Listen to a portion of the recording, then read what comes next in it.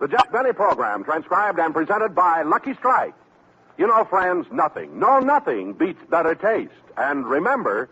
Lucky tastes better, cleaner, fresher, smoother. Lucky tastes better, cleaner, fresher, smoother. For Lucky Strike means fine tobacco, richer tasting, fine tobacco. Lucky tastes better, cleaner, fresher, smoother. Lucky Strike, Lucky Strike. Taste makes the big difference in your smoking enjoyment because nothing beats better taste. And Lucky's taste better. Yes, Lucky's do taste better, cleaner and fresher and smoother. And here's why. First of all, every Lucky is made of fine tobacco that's light and mild. Naturally, it's good-tasting tobacco. Then, too, Lucky's are made better to taste better, so that every puff will give you the full enjoyment of that fine tobacco. So, friends, get the better taste and the greater smoking enjoyment of fine tobacco in the better-made cigarette.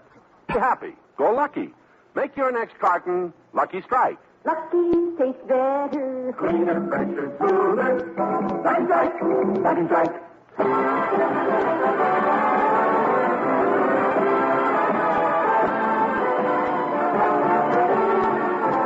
The Lucky Strike program starring Jack Benny with Mary Livingston, Rochester, Dennis Day, Bob Crosby, and yours truly, Don Wilson.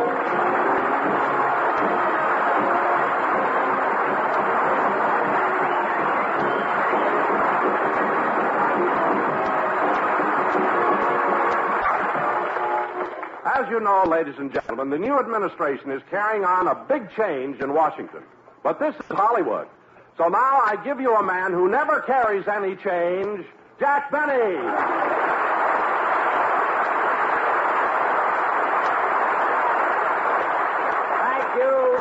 Thank you. Hello again. This is Jack Benny talking, and Don, I'll never understand how such a little joke could come out of such a big, fat body. Well, I thought it was rather clever. Oh, you did, huh? Well, Don, I haven't got time to argue about that because tonight we have a very important play on our show. We're going to do our version of that great Stanley Kramer film, High Noon. But, Jack, we already did High Noon this season. I know, Don, but I've had so many requests to do it over again, we just have to repeat it. No kidding. That's right. In fact, I got one beautiful letter begging me to do it over word for word. Really? Who's it from? My writers. They're tired of working. I can't understand that, Jack. You've got 4 writers and the season's just half over. Why should they be so tired? Well, they're very, very busy, Don. See, they write my show at night, and during the day, 2 of them teach English, you know. Who are they teaching? The other 2. Anyway, Don, as soon as everybody gets here, we're going to do High Noon. Say, Jack. What is it, Bob? What? Well, this High Noon that you're repeating, isn't that a United Artists picture? Yes, what about it? Well, nothing, only I thought your grudge was against Warner Brothers. Bob, I know my writers are tired of working. I didn't think you were. Oh, hello, Mary. Hello, Jack. Hello, everybody. Am I late? No, Mary, we're just getting started. Well, I stopped off at the Furrier's to look at some stoles, and I had lost all track of time. Stoles? Mary, I gave you a fur stole for Christmas. I know. Well, where is it? Hanging from my radiator cap.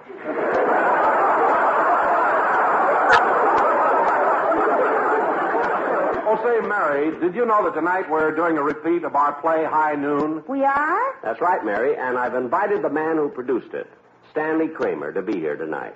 Jack, Stanley Kramer's a very important producer. Do you know him? Well, not personally. My agent arranged the whole thing. He'll be over after a while. Huh? Jack, I don't know if the background music will be the same as last time. Why not? You got the same arrangement. Yeah, I know, but last week we added the pickle poop.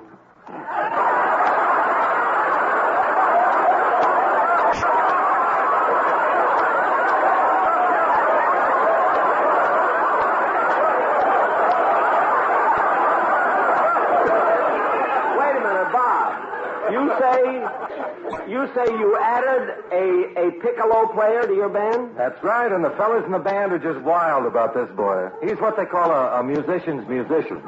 Well, what makes him so good? Well, besides playing the piccolo, he owns a liquor store. A liquor store? Yeah, you ought to see the size of the case he carries that piccolo in. Well, anyway, as far as the music is concerned, do the best you can. Hello, everybody. Hello, Mary. Give me a kiss. Dennis, why'd you kiss me? Yes, Dennis, what's the matter with you? Oh, it's a bet I got with my girl. A bet? Yeah, I bet I could kiss every woman I saw today, and I wouldn't get one slap in the face. Well, that's certainly an interesting bet. How are you doing? 3 husbands punched me silly. I thought so. One old man beat me with a cane. Now, Dennis, I have a feeling... Can I go home now? No, you can't. Dennis, we're doing high noon, and I want you to be on your best behavior because Stanley Kramer is going to watch us. Boy, am I anxious to meet him. What a tennis player. That's Jack Kramer. For goodness sake, Dennis, don't you know anything? Oh, take it easy, Jack. What are you so excited about? I can't help it, Mary. He's such a stupid kid. How can anyone not know Stanley Kramer, the man who produced pictures like The Champion, Homer the Brave, My 6 Convicts, Member of the Wedding, The Happy Time? There isn't one other person in our whole business who doesn't know Stanley Kramer. I beg your pardon, but Look, mister, I don't know what you want, but you'll have to wait. I'm trying to do a show here. I'm expecting one of the biggest producers in Hollywood, and you come in here and bother me. Who are you, anyway? Stanley Kramer. Oh.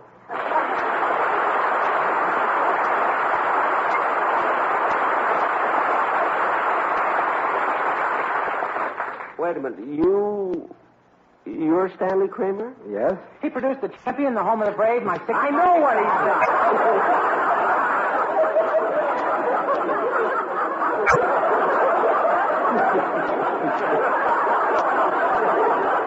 It's just that, Mr. Kramer, you know, for such a big producer, I was expecting a man more my age. You know, I mean, you seem so much younger. How old are you? I'm 39.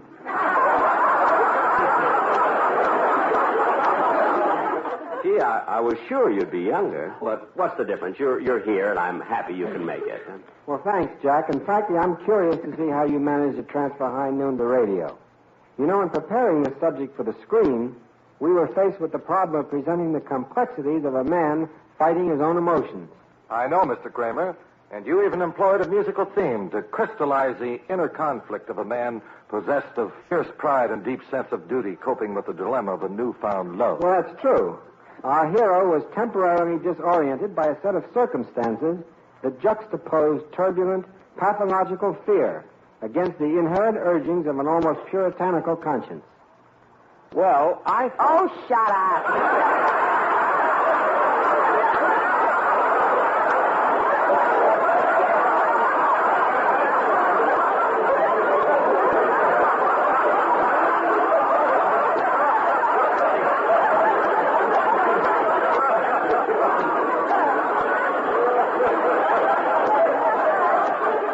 Mary, I only wanted to say that I thought it was a wonderful picture. And you know, Mr. Kramer, in our radio version, I play the part of Gary Cooper. You do? Of course, I've added little touches of my own. By the way, Mr. Kramer, it just occurred to me that we might be able to get together on one of your future pictures. Well, thanks, Jack, but I've got all the financing I need. Well, I mean acting. Well, I'd like to use you, Jack, but you see, even though I've gotten away from it a few times, my policy has been to star unknowns. Well, star Jack. He'll make you an unknown overnight.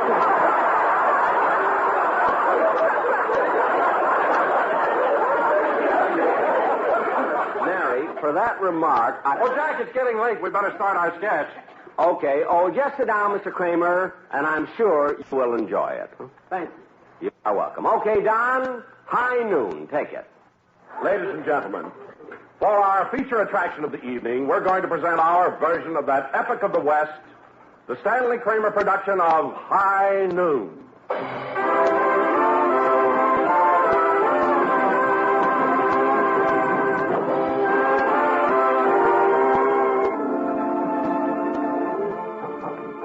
The time is the year 1875. The place, the little town of Hadleyville. The scene is in the office of the Justice of the Peace. I'm the town marshal, and my name is Gary Kane. This is my wedding day. Yep.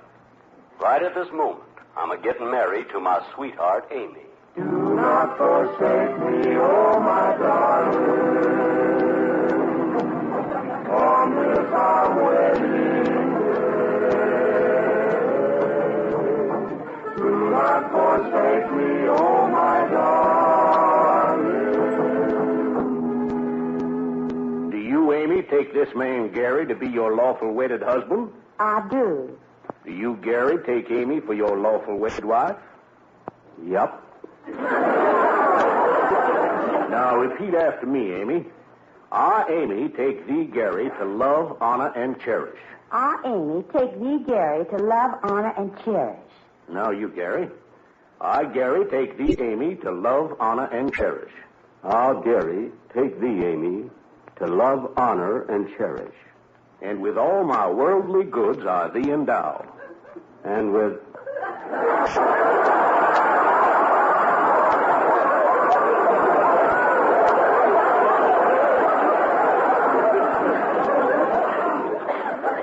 Repeat it. And with all my worldly goods I thee endow. Ah, Gary, take thee, Amy, to love, honor, and cherish. Just as I even had to buy the ring. I now pronounce you man and wife. Gary, my husband. Amy, my bride. Kiss me. It's customary for the justice of the peace to get the first kiss. Stand aside, Amy. The man wants to kiss me.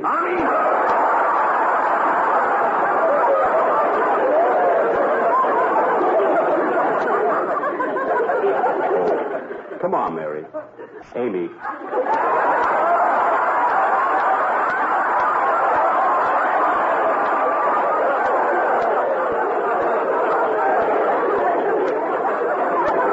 Mary is playing the part of Amy. Let's get going on our honeymoon. Gee, Gary, I'm so glad you're going to give up your job as marshal and put those awful guns away. Yes, Amy. Now we can have a peaceful life. Marshal! Yeah, what's up? Terrible news. Frank Miller's been released from jail. No. Yeah, and he's arriving in town at high noon. High noon?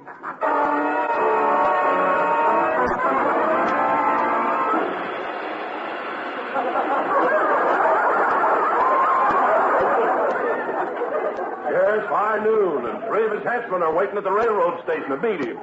Where are my guns? And I better swear in some deputies. I got to get Frank Miller before he gets me. Gary, tell me, what's this all about? Amy, 5 years ago, I arrested Frank Miller and sent him to jail. He vowed he'd kill me when he got out. So I've got to get him first. But, Gary, you may be killed. I don't want to become a widow on my wedding day. I want to go on a honeymoon. Look, Amy, I can't run away.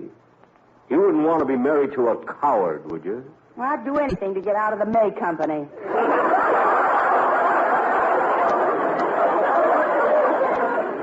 Because then I realized that Amy, spelled sideways, was May.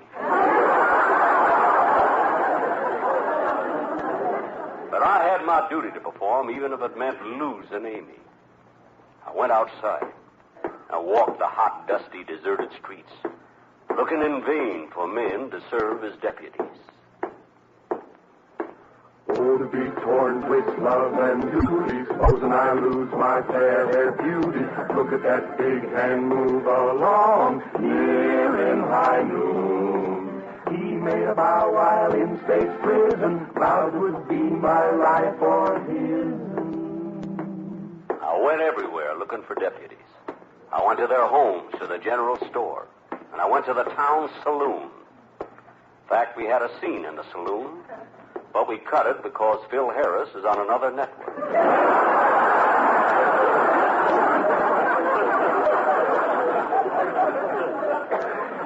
Finally, I went looking for desperate Dennis McNulty, the man who had been my assistant. Suddenly I saw him. He came riding towards me. Whoa, whoa, easy now, easy, old paint.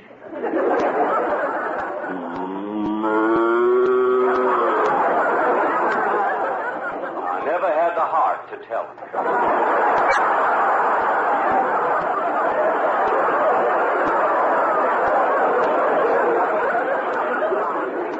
He rode that cow everywhere. was the man who originated the white line down the middle of the street.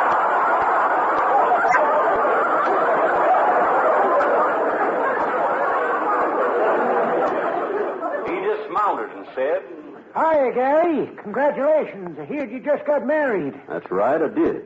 Who'd you marry? The school teacher? No way. They always do in westerns. Look, I haven't time to talk about that. I'm in trouble, Frank. I'm in trouble. Frank Miller's coming back in town to kill me.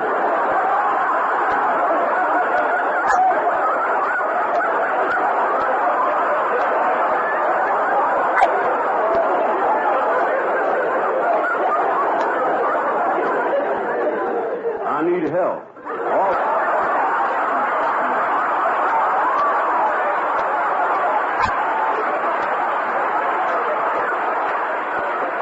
Also a rehearsal.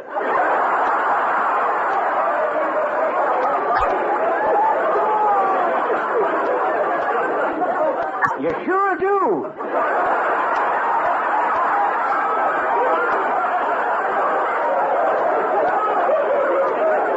You sure came to the right man. I'll help you. You will? Sure you're not afraid? Of course not. When I see Frank Miller, I'll sneak up behind him. Uh-huh. Then I'll stick my gun in his back and say, feet up. You mean hands up? No, feet up. Pat him on the po-po.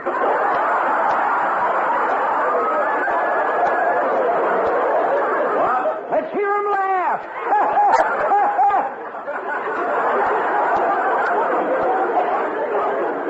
As I left him, he turned the cow over on its back and was milking it.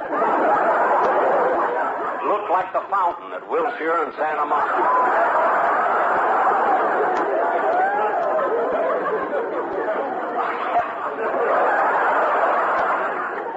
I kept walking on through the town looking for help. The streets were deserted.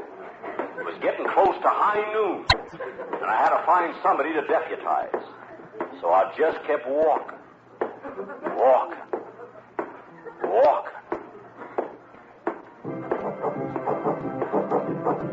We think it's time for our commercial. This sketch may take all day. We want to sing about those Luckies. Those good old Luckies. Fine taste in Luckies. 'Cause Lucky Strike's our favorite brand.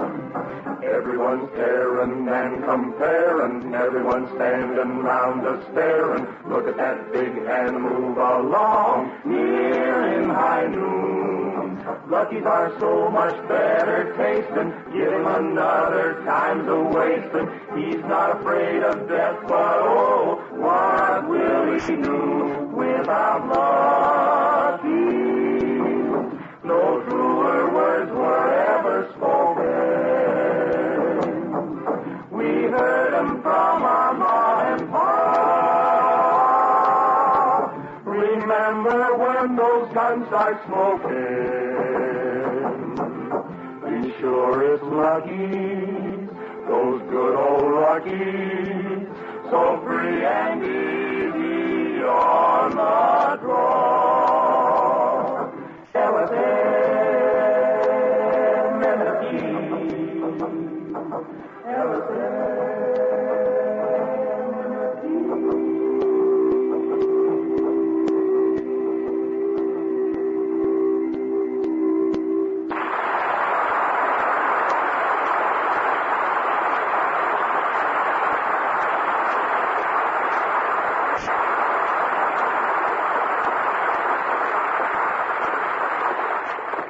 Time was running short. Still, I could find no one to help me. I was a marked man. No one would even come near me. This was before the days of chlorophyll.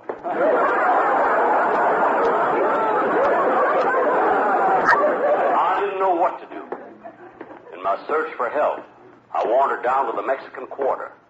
I came upon a group of people who were having a fiesta. Needing a deputy badly, I approached one of the men and said, "Pardon me, senor, but do you know who I am?" See? You know there's a man out to kill me? Si. Would you be willing to help me? Si. What's your name? Sorry.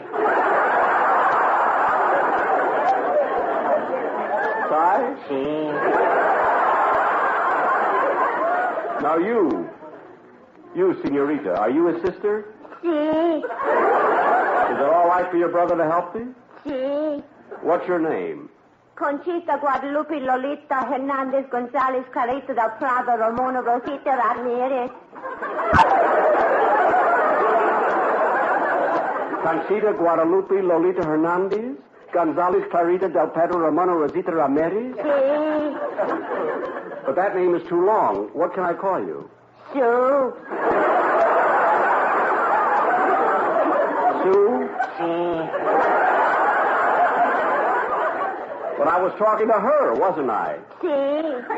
What do you do for a living? So.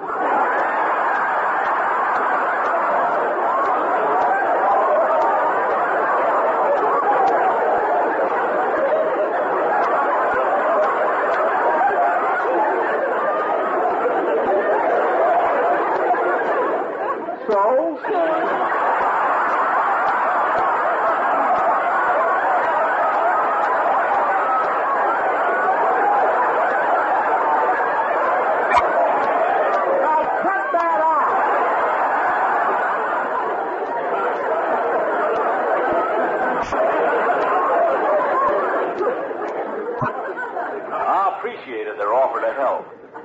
But I couldn't take a chance on Conchita, Guadalupe, Lolita Hernandez, Gonzalez, Clarita del Prado, Ramona, Rosita Ramirez getting killed. It would drive the tombstone maker nuts. Now I had to make up my mind. I wasn't going to wait for Miller to come looking for me. I decided to go down to the railroad station and wait for him. He made a vow while in state prison, vowed it would be my life for his. I'm not afraid of death, but oh, what will I do if you leave me? I reached the railroad station. Frank Miller's train was due to arrive at high noon. With only a few minutes to wait, I went inside. Train now loading on track 5 for Anaheim. Kamanga. I was alone in the station except for one cowboy. Thinking I could make him a deputy, I went over to talk to him. What's your name, partner? Tex Crosby. Tex, eh? Then you were born in Texas. No, I was born in Louisiana, but ain't nobody going to call me Louise.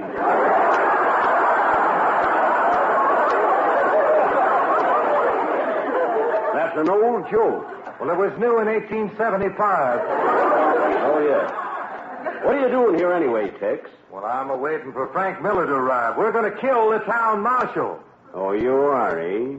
Well, I'm the town marshal, and I'm going to kill you. Train now leaving on track 5 for Anaheim, Azusa, and Coop. But I'll give you a fighting chance. When I count 3, draw and shoot. Okay. 1, 2, 3. Oh! Among us.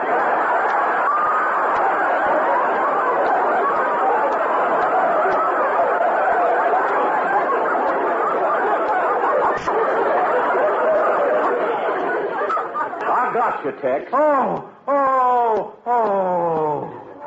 As he lay there, he reminded me of his brother. He was a groaner, too.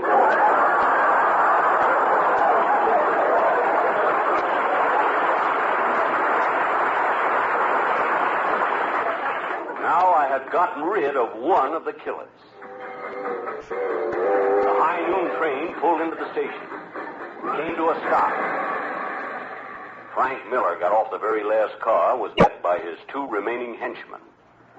This was my date with destiny. I felt a lonely silence as I walked toward the 3 men who wanted to kill me. Alone in the blazing noonday sun with my hands on my gun, slowly I kept a going towards them.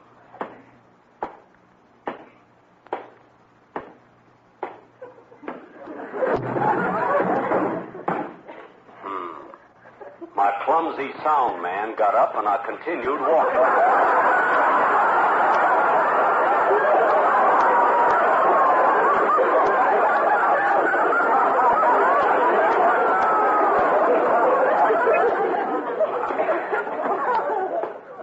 Were sweating.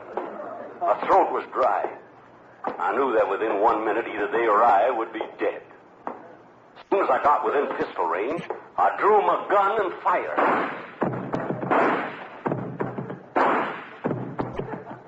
Yep. I'd killed all three of them without giving them a chance to talk. This wasn't the way it was done in the picture. But I know how to save money on actors. I was safe now. My only problem was whether to ask my wife to come back to me or go looking for Conchita Guadalupe, Lolita Hernandez, Gonzalez Clarita del Prado, Ramona Rosita Ramirez. But I and the whole town knew it was high noon.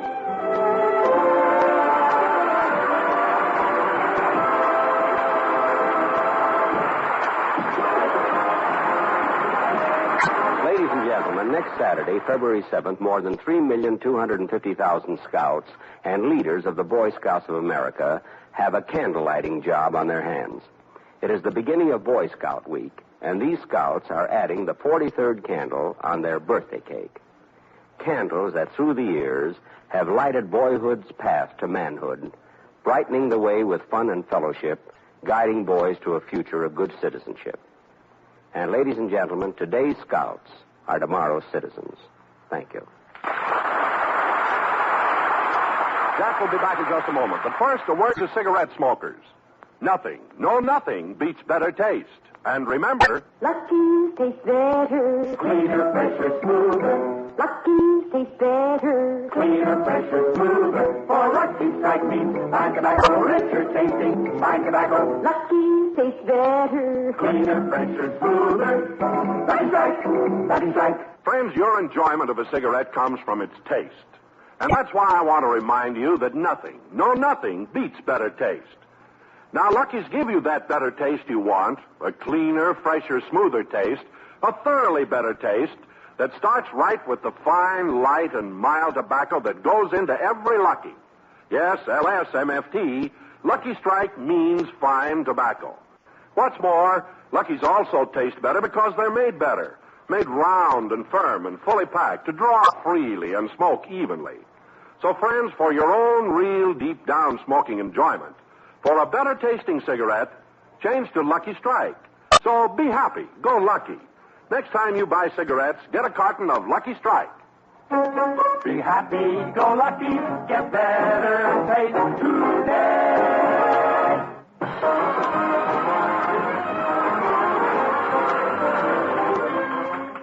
Ladies and gentlemen, I want to thank Mr. Stanley Kramer for appearing on our program and also to congratulate him on the many wonderful pictures that he has produced. And one of the best of all is his latest production, Member of the Wedding, starring Ethel Waters, Julie Harris, and Brandon DeWild. Good night, folks.